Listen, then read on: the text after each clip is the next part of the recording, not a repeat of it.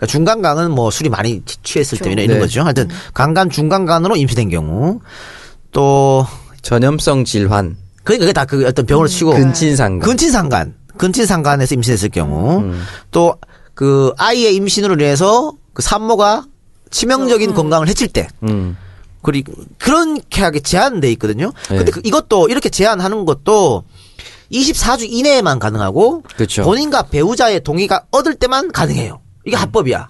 근데 우리 딱 생각해봅시다. 미혼모들은 그럼 어떡하지? 미혼모 중에요. 임신했는 줄도 모르고 남자친구는 이미 없어. 떠났어. 시간을 보내는 사람들이 많죠. 그런 사람 굉장히 많죠. 뭐 나이트에서 만났는데 갑자기 인심이 됐어. 그런 경우도 많잖아.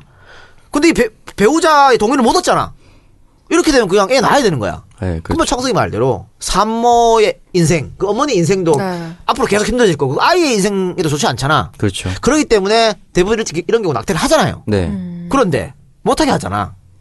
이건 머리 아픈 거지. 또 강간하고 준강간일 때는 합법입니다. 그런데 병원에 가서 나 강간당해서 임신했어요. 낙태해주세요. 라고 말할 수 있냐 말이야, 산모가. 그걸 증명을 해야 되죠. 네. 그거 말할 수 없잖아. 그 말하는 것 자체가 굉장히 수치스럽단 말이죠. 강간 증거가 없는 경우에 낙태가 불가능하다고. 그러니까요. 그런 경우는 어떻게 하냔 말이야.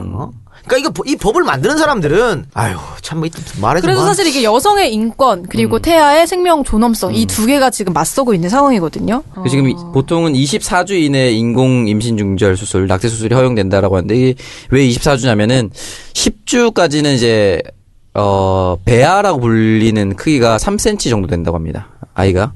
포도알 크기였던 배아가 임신 10주부터 태아가 되고 12주 무렵부터는 태아가 7cm라고 합니다. 요 정도까지는 사실 어떻게 보면은 그냥 지원할 수 있는 부분이고요. 24주가 넘어가면 태아가 성장을 해서 그 아이를 찌그러뜨려서 사망하게 만든 다음에 이제 꺼내서 죽인다는 거. 너무 잔인한 거죠. 그러니까 그때부터는 태아의 생명권을 존중해야 해서 무조건 낳아야 된다라고 해서 이렇게 그 기간을 정했다고 하더라고요. 그러니까 무조건 낳는 게 과연 그 어머니나 그 가족이나 그 아이 본인에게 도움이 되냔 말이야. 지금 봐요. 지금 뉴스를 한번 보십시오. 고교생이, 여고생이, 혹은 미혼모가 애 낳자마자 무슨 쓰레기통에 버리고, 여간에 버리고, 널려 있잖아요. 맞아요. 그런 경우는 그럼 어떻게 할 건데?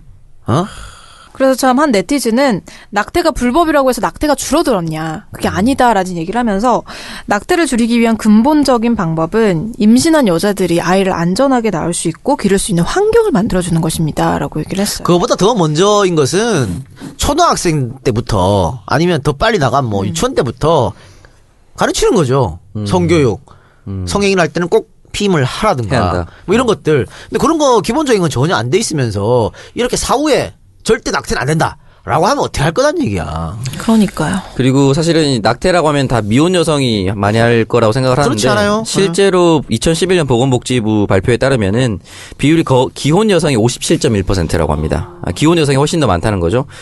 중절 사유는 원치 않는 임신 또는 경제적인 어려움, 태아의 건강 문제, 미혼 또는 가족 계획의 순 뭐 이런 식이었다고 합니다. 그러니까 이미 자녀 계획이 끝났는데 의도치 않게 생긴 거죠. 그때는 또 지운다든지 아니면 또 아이가 한 명 더 생기면은 또 훨씬 더 많이 경제적 가중이 되니까 그것 때문에 이제 그걸 기피하기 위해서 아이를 낙태 수술을 받는다라고 얘기를 하는 거죠.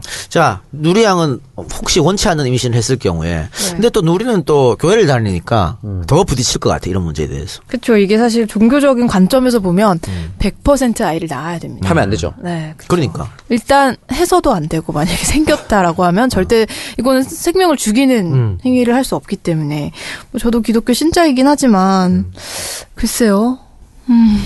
뭐 저는 경험이 없어서. 아니, 본인 생각해봐요. 어떻게 할 건지. 주변에서 진짜 그렇게 아이가 생겨서 그런 친구를 몇 명을 봤어요. 봤는데 근데 보면은 그게 나 지금 사실 솔직하게 말하면 지금은 생기면 당연히 지워야 되지 않을까라는 생각이 드는데 딱 아이가 생기는 순간 생각이 바뀌네요. 또 그럴 수도 있죠. 예. 그래서 정말 사실 그 미혼모들은 왜 아기를 낳을까 뭐 저렇게 해서 아기가 행복할까 이런 생각을 하는데 어떻게